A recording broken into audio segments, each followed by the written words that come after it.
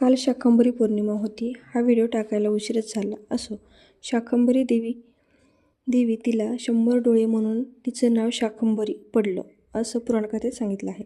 मानवतेसाठी दुर्गादेवीने शाकंभरी अवतार घेतला होता.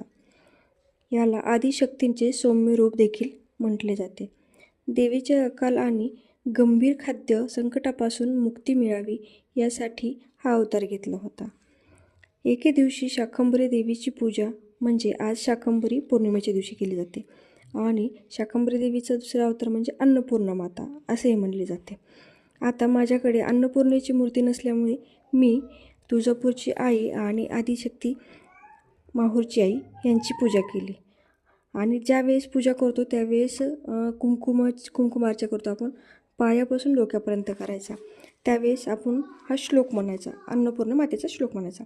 अन्नपूर्णे सदापूर्णे शंकर प्राणवल्लभे ज्ञान वैराग्य सिद्ध्यर्थ भिक्षाम देहीच पार्वती माताच पार्वती देवी पिता देवो महेश्वरा भ्राता शिवभक्ताच्च स्वदेशी भुवनेत्रा.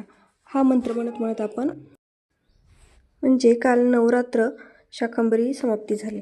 तर आता माझ्याकडे अन्नपूर्णेची मूर्ती नसल्यामुळे मी काय केलं की तुळजापूरची आई आणि माहूरची आई यांची मी कुंकुमार्चा केली. म्हणजे कुंकुमाने त्यांचा अभिषेक केला, म्हणजे पायापासून ते डोक्यापर्यंत कुंकुम अभिषेक केला. आणि त्यानंतर अभिषेक केला आणि त्यांना फळांचा नैवेद्य दाखवला आणि नंतर भाताची खीर वगैरे केली आणि नैवेद्य दाखवला.